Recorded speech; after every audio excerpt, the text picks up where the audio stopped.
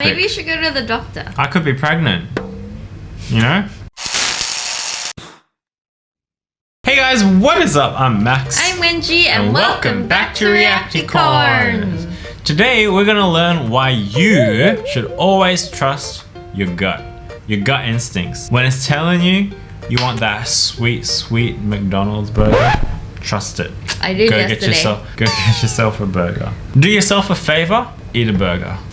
I was with a large group of friends, including my brother, and we were playing Manhunt outside at night. For those who don't know, Manhunt is just like hide and seek, but it's outside and it's a little more complicated. My brother and his friend decided to go into a snowmobile trailer to hide, and I told them I'll hide under the trailer. Little did I know, the trailer was balancing on 2 wheels. As I was under the trailer, I suddenly got the worst feeling that I needed to get out of there. I can't even describe the feeling, but I got out quick. Seconds after I got up, they made the trailer unbalanced by getting inside it, and it crashed exactly where I just was. There's no doubt it would have killed me in seconds. I stood there in complete shock. I couldn't believe I was so close to death. Well, you know what? As soon as he mentioned my gut was already like, nope, bad idea. Yeah. It wouldn't take me to be under the trailer to feel like it was a bad idea. I would have looked at it and be like, I ain't going under there. So they're saying it was just balanced on 2 wheels. Yeah. I think Manhunt is usually played in the dark. Right. So probably in the dark, you couldn't tell that there were only 2 wheels, because like during the daytime, you would obviously be able to see if there was a trailer, if it had all 4 wheels. I still wouldn't go under anything in the dark. Yeah, that just feels scary. You don't know whether there's like a rat under there or like bugs or spiders. Like a rat. Who knows? Oh, a rat! That is crazy though. Like, he would have been squished like a little pancake. Trust your gut instincts, guys. Okay, don't crawl under trailers. Rule number 1. I was pregnant and trucking along just fine. At one point, I ate Chipotle and got super sick and chalked it up to bad food. A day or so later, I woke up with minor pain in my belly. It wasn't that the pain was that terrible, but something told me to go to the hospital. My mind was actually trying to talk myself out of going. It felt silly. I figured it was probably something basic. After going through some testing, they told me that I had ruptured an ectopic at 10 weeks pregnant and needed emergency surgery. The doctor called me the next day to tell me I was extremely close to bleeding out and dying. I had no idea I was hemorrhaging and had no typical signs or symptoms that I was having issues other than feeling so sick, but that was easily dismissed. I honestly don't know to this day why I went in that morning, but it saved my life. Wow. All from just what she thought was like a bad Chipotle meal. Right, and you would have just been like, had a stomach But ache. she was actually hemorrhaging blood inside her belly. Okay, that's scary. Lovely. Now I'm gonna be scared every time I eat anything and get a bit sick. I felt a bit sick lately the last couple of days. Maybe I have a ruptured ectopic. Yeah, maybe you should go to the doctor. I could be pregnant. You know? Do you know what an ectopic is? I know, because I am knowledgeable. It is during pregnancy when the egg gets implanted in the fallopian tube rather than the uterus. Oh, and their body's trying to flush it out. Yeah. Not good. Very bad. Life-threatening. Sister always got a weird vibe from her friend's dad and family when they were in high school. A couple of years after she left school, everyone found out he was a serial killer. And the whole family had known the entire time and helped him cover up some of the things he had done. That's huge. That's like they're all in on it. It's a whole family of serial killers. That's worse. Yeah, crazy story. I think if you were a serial killer dad, you would probably give off a weird vibe, right? I guess so, but then it's up to the family whether you want to turn him in or help him. Well, they did help him. Yeah, that's weird. So weird. Well, the next rule is if you get a weird vibe from your friend's dad, he's probably a serial killer. Go dob him into the police. Do it now before it's too late. I can neither confirm nor deny that. When I was 10, we were swimming at a lake with the family and some friends. Everyone was milling about the picnic table grabbing food, and I just got this really weird feeling that I needed to go back to the water. I went back to the beach area and my 6-year-old sister was drowning. That is scary. That is scary. Imagine if you didn't go back. I would like to think that you saved her, because that's not said in the rest of the story, but dang, that is crazy. Yeah, whether or not she saved her, at least she could have asked for help. Correct. The scary fact was like no one knew at all. Why would you leave a 6-year-old unattended? You know what? People just get distracted. And like one person thinks the other person's looking after her. The other person thinks the other person's looking after her. And True. if everyone thinks that, then no one is there. I would never leave Boomba unattended You always leave Boomba unattended. near water. True. Or near an open door. Or an open window that he can just jump out of. He's very clumsy. I've seen him like walk on edges and just slip right off. Like I've not seen that, but that sounds funny. he's walking on the edge of a couch, just slips right off. Like he's fallen asleep or something and then wakes up when he falls down. Like, dude, he has no instincts as a cat. I was riding my motorbike in traffic on the roadway towards the Polypipe in Perth, Western Australia. No idea what the polypipe is. Riding in the right lane, which is the fast lane in Australia, and the traffic in front of the Mercedes of me suddenly stopped. I got a bad feeling and swerved to the shoulder, something I normally wouldn't bother doing, and then slowed down. The car behind me crashed hard into the Mercedes, rendering both cars completely inoperable. It was a brand new luxury model BMW, and the Mercedes was some super nice model.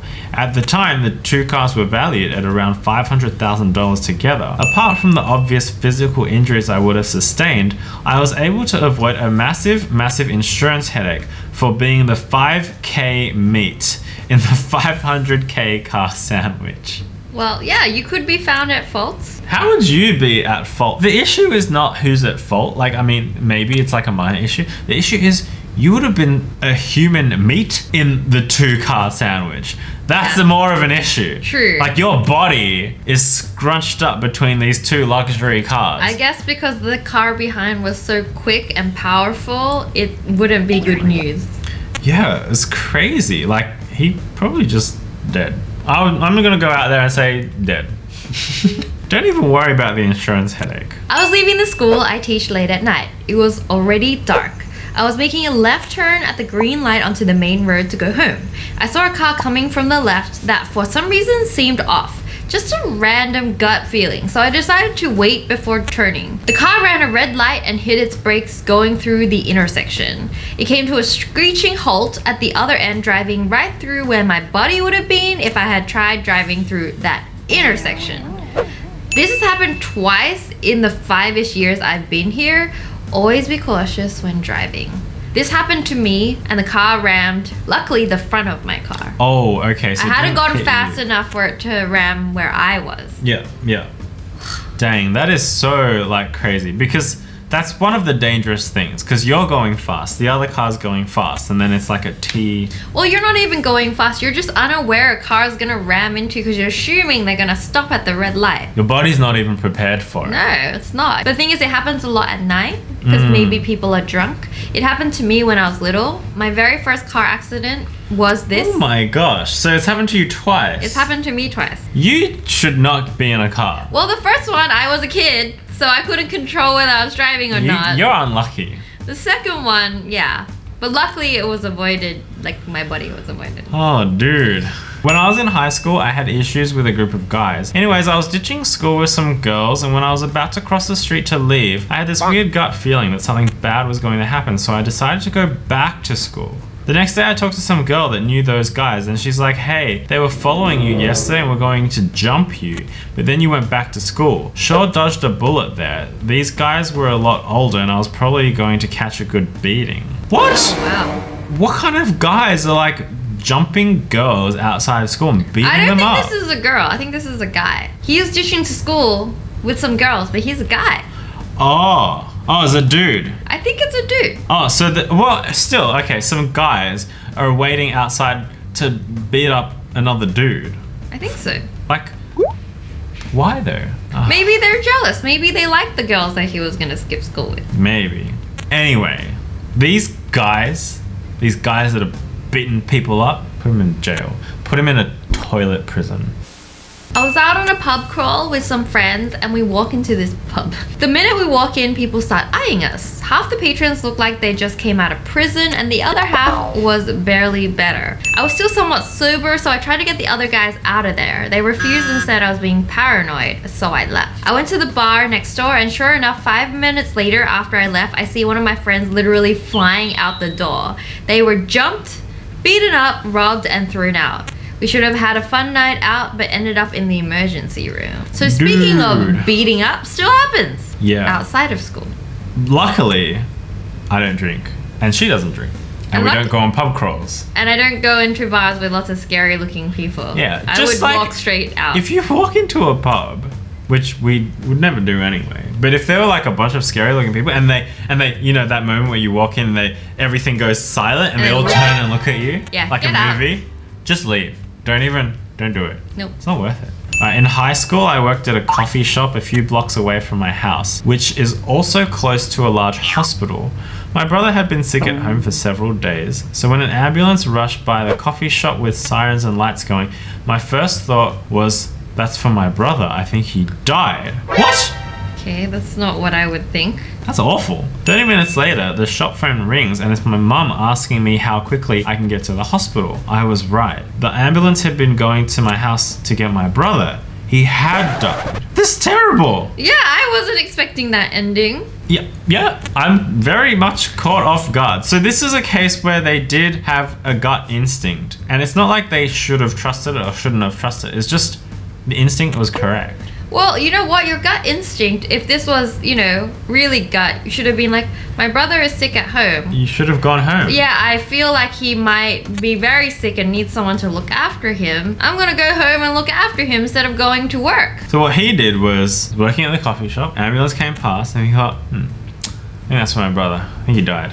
I gotta make some coffee. Yeah, like literally, I would go home straight away. Or call. At least call and be like, are you alright? Right, I know. That's so strange. In fact, this whole thing creeps me out. Yeah, it's kind of creepy. Was riding my motorcycle with a friend on the back. We were going down a country road behind a truck hauling a bunch of old car tires when all of a sudden I decided we shouldn't be there.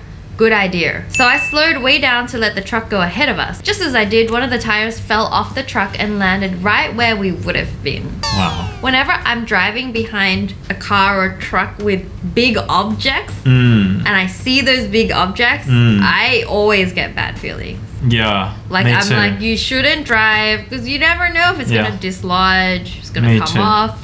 I don't like driving behind them either. Usually I either stay like very far back or Change I just lanes. quickly like overtake them. Yeah, or you change lanes and go on Yeah. another lane.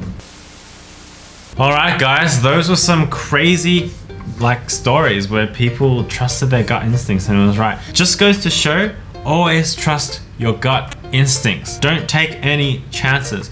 You only have one life and one opportunity to make the best unicorn cake in the world. And if you dead, you can't make that cake. We'll be back tomorrow with another episode and we'll see you guys then. Bye guys, Bye. love you. Gotta make that cake.